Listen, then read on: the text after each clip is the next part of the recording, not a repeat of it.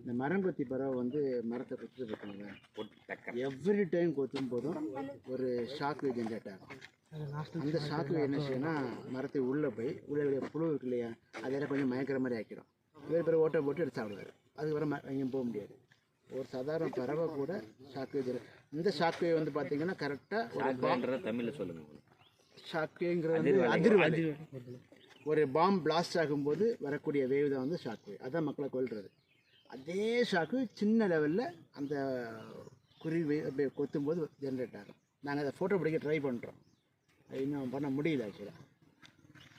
இது என்ன பியூட்டி அப்படின்னா அந்த ஷாக் வேவ் வந்து அந்த மரங்கொத்தியோட பிரெயினை டச் பண்ணிச்சுன்னா இம்மிடியட்டாக செத்து போயிடும். அதோட அழகுக்கு மேலே ஒரு அப்சர்வ் பண்ணுற ஒரு இடம் இருக்கும். அழகு பக்கத்தில் ஏதோ ஒரு இடத்துல அழகோட வடிவமைப்பு எப்படின்னா அந்த ஜியாமெட்ரி பார்த்தீங்க அப்படின்னா ஷாக் வேவ் உள்ள விடாது, ரிஃப்ளெக்ட் பண்ணுற மாதிரி ஜியாமெட்ரி. அந்த ஜியாமெட்ரியை நம்ம ஹெல்மெட்டுக்கு ட்ரை பண்ணுறாங்க. அதே ஜியாமெட்ரி பண்ண முடியுமான்னு. ஏன்னா நம்ம பைக்கில் வந்து சாகும்போது வந்து பார்த்திங்கன்னா அடிபட்டு சாக மாட்டோம். தலை வந்து மோதும் போது ஒரு மைல்டு ஷாக் வேவ் ஜென்ரேட் ஆகும். அந்த வேவ் கல்லுக்குள்ளே போய்ட்டு பிரெயினை ஸ்டாப் பண்ணிட்டோம். அதான் பிளட்டே இல்லாமல் செத்து போயிடுவாங்க. மூளை சாவு.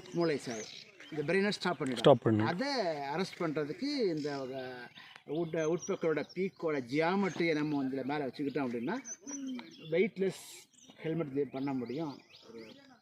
கிட்டத்தட்ட வந்துட்டாங்க. சூன் வெல்கம். சூப்பர் சார், கேட்டுங்க. அப்போது நம்ம பாருங்கள், அவர் நம்ம பறவை கணக்கிறதுல கூப்பிட்டுனா நம்மளுக்கு இன்றைக்கி புது விஷயம் தெரியுது. ஹெல்மெட்டினுடைய ப்ராசஸ்க்கு இந்த மரங்கொத்தி பறவை வருது. அதனால தான் நம்ம பலதரப்பட்ட மக்களை கூப்பிட்றோம். இப்போ நம்ம அதை பற்றி தெரியல. இப்போ நான் என்ன சொல்லுவேன், மரங்கொத்தினா மரத்தை கொத்துங்க, அதனால் அது பேர் மரங்கொத்தி, புழுவை சாப்பிடும் இப்படின்னா. அவர் சொல்கிற பாயிண்ட் என்னென்னா, மரத்தை கொத்துறதுனால நாம் என்ன நினைப்போம்னா மரத்தை கொத்தி தான் புழுவை சாப்பிடணும். ஆனால் அவர் சொல்கிற பாயிண்ட் என்ன பாருங்கள், கொத்துறதுனால அந்த அதிர்வலையில் தான் புழு மயங்கி போகுதுன்றாரு. அப்போ தான் அந்த புழு பூச்சி பிடிச்சி சாப்பிடுதுன்றாரு. நம்மளுக்கு இது இவ்வளோ சவுண்டுக்கு புழு பூச்சி ஓடி போயிடுங்க. அது போக அது அங்கே உட்காந்து எனக்குமே தெரியல அது. அப்போ பாருங்கள், அந்த அதிர்வலையில் அது மயங்குது. அதை வச்சு ஒரு ஹெல்மெட் கண்டுபிடிக்கிறேன். அப்போ தான் பறவை கண்டாலும் விமானம் படைத்தான்ற மாதிரி அதில் வந்து சார் சொல்கிற வேப்பதான் சார் இருக்குது. மறுபடியும் உண்மை இது. இதே அடுத்த நாளைக்கு ஃப்ரைடே டாக் கொடுக்க போகிறேன் சென்ட்ரல் யூனிவர்சிட்டி திருவாரூர். இந்த இதில் தான் காமிக்கும். அந்த மரங்கொத்தி இவங்க தான் பாருங்கள். புது நியூஸ் தான். அதாங்க சார். கரெக்டு.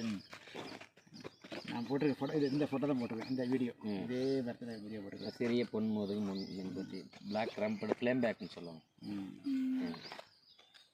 சார். ஆக்சுவலாக இந்த இப்போ நமக்கு பார்த்துட்டு கண்டுபிடிக்கிறது பேர் ஏதோ பயோ இன்வென்ஷன்ஸ் ஏதோ சொல்லுவாங்க. பேர் ஞாபகம் எனக்கு கரெக்டாக. அந்த டைம் கேட்குறாரு. டைம் எனக்கு கரெக்டாக ஞாபகம் வரல. பட் நிறைய விஷயம் நம்ம அதான் மிமிக் பண்ணுறோம். ஈவன் அதான் இப்போ நம்ம இந்த செய்தித்தாளில் மூளைச்சாவுன்னு படிப்போம். ஆனால் எதனால் சார் சொல்கிற மாதிரி பிளட்டே வந்திருக்காது. தட்டுன்னு தான் பொட்டுன்னு போயிட்டானோ என்னடா ஆச்சு. அப்போ அந்த வேவ்ஸ் தான் சார் சொல்கிற மாதிரி ஷாக் வருது. அதிர்வலை அது எவ்வளோ பெரிய விஷயம்.